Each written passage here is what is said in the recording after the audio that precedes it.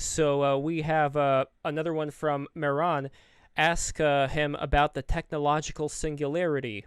Is that the only way to connect people? Is there any way out of the matrix democracies? What's the future of democracy, by the way? Okay, should I start that one? I think democracy will die and will be replaced by sensocracy. And sensocracy essentially because it got sensors everywhere and measure everything we do. There's no point in going to ballot box every 4 years to choose between Biden and Trump. I think the fact that Biden and Trump is left this year is just the irony. It just shows that democracy is dead and over. What's important, though, is that sensocracy could either become the current Chinese Communist Party dream of a dictatorship and a police state, or it can become what at least the Koreans and the Taiwanese are practicing now, which is trying to have a sensocracy where you can fight, for example, the corona pandemic, but still keep society free and open. And the key to that is to keep the algorithms free and open. And we're working on that. We're working on what a pluralistic sensocracy would be like. We owe the Chinese a response philosophically to construct a philosophy on how you create properly a pluralistic sensocracy. That's why I'm interested in power sharing and throughout history when that has worked. So we can have models for that, like how instead of giving away your data, which was problematic for you maybe at the beginning, suddenly you give away your data anyway. How do you make sure you give away your data to many different competing forces rather than just one? That's an example of how plurality must be introduced into the systems. So democracy is dead and over, and I think it's gone ironic already. We predicted in the book The Netocrats in the year 2000 that soon America will take a reality TV show star and pick him as president because they might as well take the biggest celebrity because politics will go ironic. And that's exactly what happened to Donald Trump in 2016. And now they're picking probably corona corpse as his replacement. So there you go. It's just America. I think democracy I think also politics becoming smaller and smaller. Power is moving somewhere else, and power is moving into capital and technology more than ever.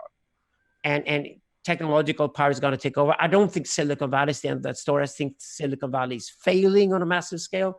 But I think it will have to be replaced with something that probably isn't based on neither US or Chinese territory. So we can finally trust our social media accounts and we can allow it to express ourselves freely. We need to get out of the United States and China to do that, I think. And what do you think about the technological singularity? That was the first part of his question. Okay.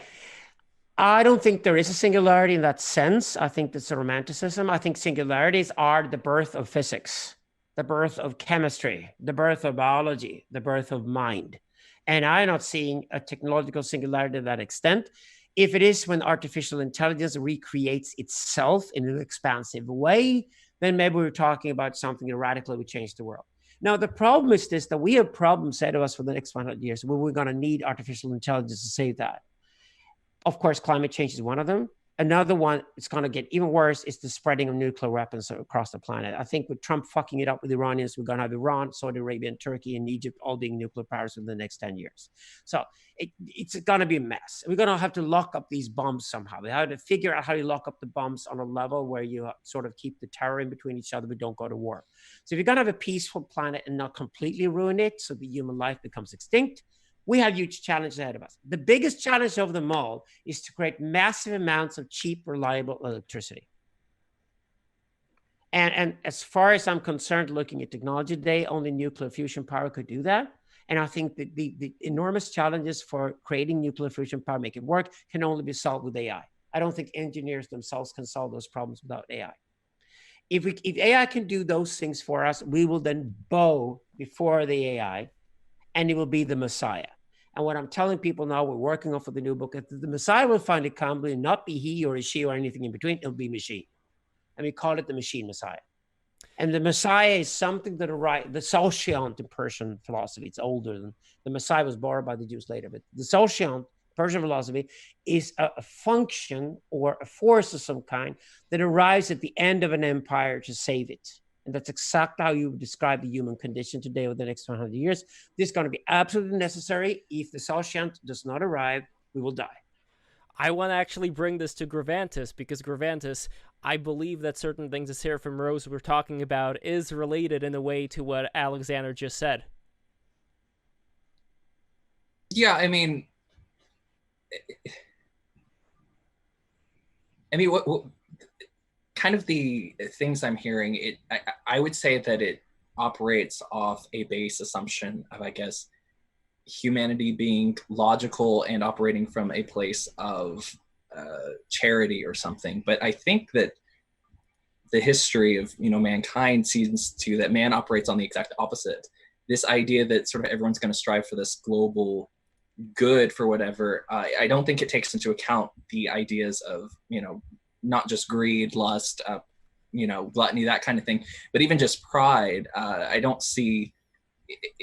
Once someone has power, it's very hard for them to willingly let it go, and I'm just not.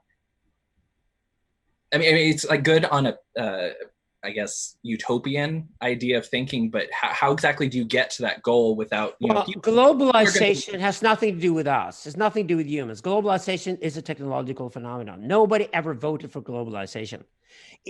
We wrote a book called The Global Empire, our second book in 2003. And essentially the book says that technology already is global. It operates according to a universal law called the Internet Protocol. It's going to stay within that realm, and it's just going to fixate on that and build from that. That means technology has already decided that the world is global, and globalization will then happen as a result of digitalization. That's exactly what's happened over the last 17 years.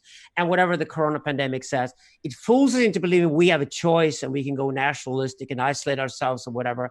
And at the end of the day, Walmart is going to kill that anyway, because we go to Walmart and we shop stuff from China anyway. So globalization is already a fact. And it's not about global good or good for mankind, whatever. It's more like when we stand in front of the machines, logos is something the machines will do way better than we do, but it will not do pathos as well as we do.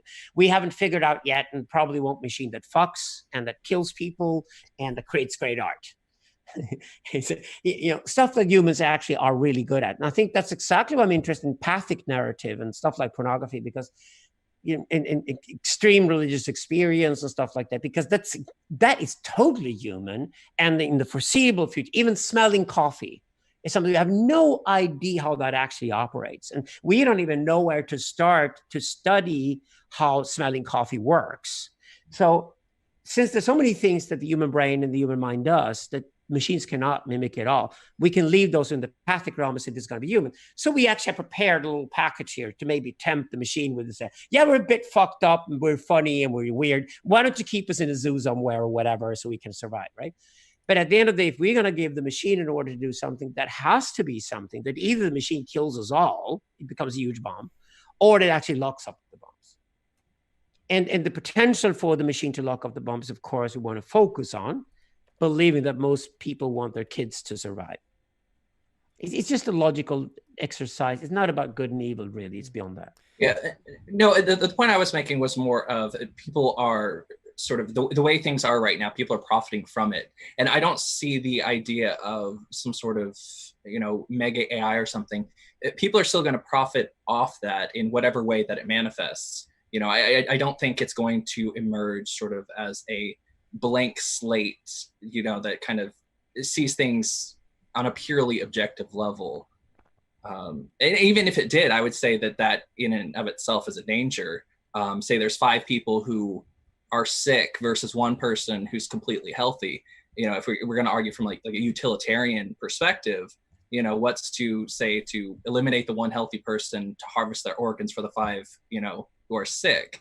That's just kind of my mindset of it, to, I guess, limit and constrict like the human experience to something that can be calculated just via numbers on a spreadsheet. Yeah, I agree with you. That's what the Chinese Communist Party is dreaming about. They're dreaming about a utilitarian society where they can actually make those logical operations and then kill one guy to have somebody else survive. And of course, it's going to be the boss of the party who survives the longest, and whoever is the lowest in Eric is going to get killed first. So it's just a replica of old dictatorships. That's exactly what we're studying, old dictatorships in the past, to actually throw this at the Chinese and this is where you're heading. This is the kind of nightmare you're heading for. And this is where pathic comes in. Pathic is exactly the force that comes in and says, you can't make that decision. It's impossible. There is no way you can make a logical decision on that. Pathic is when you walk out through the door and everything in life is wonderful and everybody loves you, you're successful, and a thunderbolt hits you and you're dead. It's the book of Job, right? And this is what religion constantly teaches, that the pathic or the real crushes our fantasies again and again and again. So we have to reconstruct our fantasy of how the world operates. This is fundamental for me when we talk about religion. And anybody who believes they're secular and still tries to escape from that haven't really escaped religion at all. They just escaped into dead end where they have to go back to religion, bow down before religion again and say that, yeah, I cannot control the world at all. And actually, if I am ever lucky with anything I do in my life, it's got to be 99% luck that determines that. It's got very little to do with my own efforts. Yeah, no, I would agree with that. I've always said that, everyone's religious to some degree. It's whether or not you recognize sort of the God that you have. Yeah. Exactly. Yeah. And individualism is a bad religion to begin with. So it's just one of the worst religions ever invented. It's always a matter of just figuring out which God you want to serve, because you're always going to be servant to something. Just be aware of which one it is. Yeah, and you're always going to have a super ego that whips you on the head all the time and is never pleased with what you do. So it's Freud. As far as apocalyptic texts go, and in no way am I insinuating that this is something that could actually work. I have no proof of this at all. But it is very interesting for me as somebody who makes animation, as somebody who creates art, to take a look at something like the Book of Revelation, for instance, and see a lot of comparison people are making today when they talk about this coming singularity, this technological apocalypse, where people are concerned that there is going to be an actual mark of the beast, that there is going to be some microchip that's going to be implanted in people, and everybody's going to be tracked and monitored. And it's very interesting to me to connect these two things together. Again, I have no proof, but I'm just curious if there would be anything that Gravantis you would want to touch on in relation to that, as well as Alexander and everybody else. Yeah, no, I would definitely say that, especially if the idea of some sort of global unifier, if we're going to restrict this into an AI, it's going to have to track and analyze everyone in some sort of way or manner. And, we see the RFID chips, this kind of thing, this technology developing. We already see companies where people are getting these implants, and, that's how you clock in or out. That's how you get, food from the vending machine during lunch. I think it's sort of inevitable that that's where it's going to go. And it's not necessarily that it's a government mandate type of thing, that slowly we're going to see these companies roll them out. And they're going to say, if you want to work for us, you have to have this sort of implant or whatever it is. And sort of when that becomes universalized and sort of like bound to this sort of one unifying identity or entity, I think that's more where I think one of the things that happened during the corona that was not in the news and should have been there was when Google decided to close down Sidewalk Labs in Toronto in May. Because Sidewalk Lab, they blamed it on the corona. It wasn't at all. Sidewalk Labs was closed down because it became a disaster. It became a tyranny, became a nightmare. People hated it. They didn't want any of the hierarchies they invented. It looked exactly like something the Chinese Communist Party would have invented on a bad day. And Google have made a terrible mistake. They thought they were so smart they could do this shit, but they don't even understand how human beings operate and what human beings want. So I think it's a dialectical process. I think it was great that Sidewalk Labs closed down. We can look at it again and then say what went wrong. It probably went wrong in 100 different instances. Sorry, for those who don't know, what exactly were they doing in Sidewalk Labs? Okay, Toronto is the tech capital of North America, right? So with Sidewalk Labs, Google were going to create a smart city. Google, according to Google's fantasy, what a smart city would be like. It's kind of a local monopoly that we're going to create a smart city. And they would have ideas like, if you give away more data, you get more benefits, you get higher in the hierarchy. It's just exactly like social credits in China. Why would we ever tolerate that? It's just the eeriest thing ever. No, I don't want to be punished for being politically incorrect, so I can't buy a flight ticket tomorrow when I go online. That's exactly how China operates already. And that's exactly what Google planned for Sidewalk Labs too. So people walked into that fantasy of a smart city, it was like an ecological super city or something like that. They just looked and said, this is horror. This is horrible. Close it down now. Don't do it. Toronto's fine as it is. This is not what we want, right? So sensocracy needs to be worked on.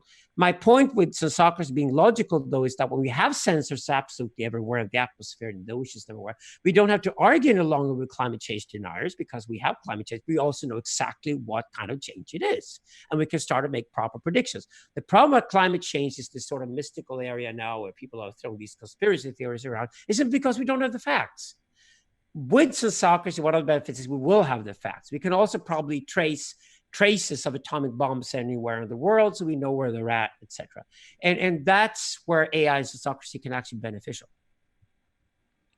At the end of the day, the two images that really have colored humanity. The first one is the explosion of the atomic bomb over Hiroshima, 6th of August, 1945. It terrified us because we just had Hitler and Stalin discovered how evil they were to begin with. And then we had the atomic bomb and realized what we actually could do by basically making us all go extinct. And then in 1958, we got the first picture of planet Earth from a satellite. And we saw this green, blue, beautiful planet in a totally huge cold space, realizing this is all we have. The only thing that worked with the space exploration was to put the satellites up there so we could have an internet that actually operates across the planet. So for me, that's the world we live in now. And we have to stay on this planet and make it work. And we're going to need AI to do that.